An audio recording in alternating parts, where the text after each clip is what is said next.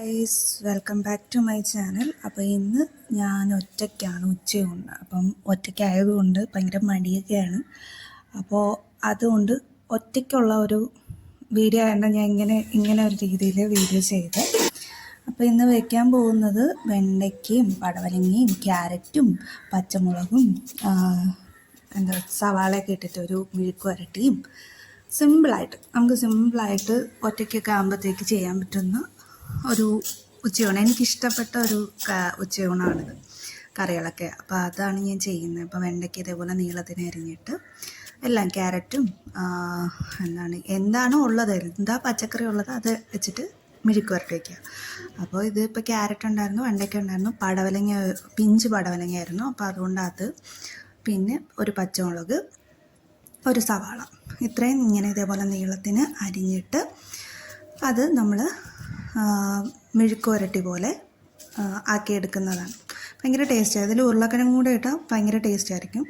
അപ്പോൾ ആദ്യം ഞാൻ അരിയിട്ടിട്ട് പിന്നെ അതിനാവശ്യത്തിനുള്ള വെള്ളമൊക്കെ ഒഴിച്ച് തിളപ്പിച്ചു. പിന്നെ അത് കഴിഞ്ഞിട്ട് നമ്മൾ മെഴുക്ക് വരട്ടിക്കുള്ളത് പാൻ ചൂടാക്കി വെളിച്ചെണ്ണ ഒഴിച്ചു. പിന്നെ അരിഞ്ഞു വെച്ച ഈ പച്ചക്കറി എല്ലാം കൂടെ അതിൽ ചേർത്തു. ശകല ഉപ്പും പിന്നെ കുറച്ച് മഞ്ഞൾപ്പൊടിയും കൂടി ചേർത്തിട്ട് അത് ലോ ഫ്ലെയിമിൽ, തീ കൂട്ടത്ത് ലോ ഫ്ലെയിമിൽ വെച്ചിട്ട് വെള്ളമൊന്നും ഒഴിക്കാതെ നമ്മൾ അടച്ചു വെച്ച് വേവിച്ചെടുക്കുക. ലോ ഫ്ലെയിമിൽ വേവിച്ചെടുക്കുന്നതാണ്.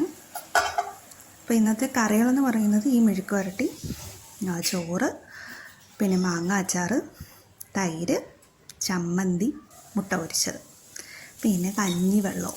ഇതാണ് ഇന്നത്തെ എൻ്റെ ഉച്ചയൂണെന്ന് പറയുന്നത്. അപ്പോൾ മാങ്ങ അച്ചാറിനുള്ളത് മാങ്ങ അരിഞ്ഞു. എന്നിട്ട് അതിൻ്റെ റെസിപ്പി ഞാൻ ഇട്ടിട്ടുണ്ടായിരുന്നു മുമ്പ് ഈ മാങ്ങ അച്ചാറിൻ്റെ. അപ്പോൾ ആ രീതിയിൽ ഇട്ടു. അപ്പോൾ കടുക് ശകലം കൂടിപ്പോയതുകൊണ്ടാണ് ഈ എണ്ണ കോരി ഒഴിക്കുന്നത്, അല്ലെങ്കിൽ അത്ര എണ്ണ ആവശ്യമുള്ളതായിരുന്നു. കടുക് ശകലം കൂടിപ്പോയി. പിന്നെ അപ്പോൾ മാങ്ങ അച്ചാർ റെഡിയായി. അത് കഴിഞ്ഞിട്ട് മുട്ട പൊരിച്ചു. മുട്ടയും ഉപ്പും സവാള ഇട്ടിട്ട് ബീറ്റ് ചെയ്തു. എണ്ണ ഒഴിച്ചു. എണ്ണ തീർന്നു. എന്നിട്ട് അതിനെനിക്ക് മടി കാരണം ഞാൻ എണ്ണ നിറയ്ക്കാതെ ഉള്ള എണ്ണയിൽ ഞാൻ മുട്ട പൊരിച്ചെടുത്തു. എന്നിട്ട് പാന് ചൂടാക്കി എണ്ണ ഒഴിച്ചു, മുട്ട ഒഴിച്ചു, ഇതേപോലെ മൂപ്പിച്ചെടുത്തു. അത് കഴിഞ്ഞ് ചോറ് വെന്തു. അപ്പോഴത്തേക്ക് ഇതെല്ലാം ചെയ്ത് കഴിഞ്ഞപ്പോൾ ചോറ് വെന്തു. ചോറെടുത്തു. ചമ്മന്തി അരയ്ക്കുന്ന വീഡിയോ കാണിക്കാൻ പറ്റില്ല, കാരണം എനിക്ക് അപ്പോഴത്തേക്കും വിശന്നു പോയി. അപ്പോൾ ചമ്മന്തി അരച്ചായിരുന്നു.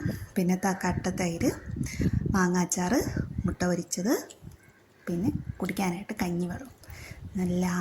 വളരെ ആസ്വദിച്ച് എനിക്ക് ഏറ്റവും ഇഷ്ടപ്പെട്ട ഫുഡാണ് ഇങ്ങനെ കഴിക്കണത്. ഇത് വളരെ സിമ്പിളാണ്, വലിയ പാടൊന്നുമില്ല, പെട്ടെന്നാവുന്നത്. അപ്പം എൻ്റെ ഏറ്റവും ഇഷ്ടപ്പെട്ടതാണിത്.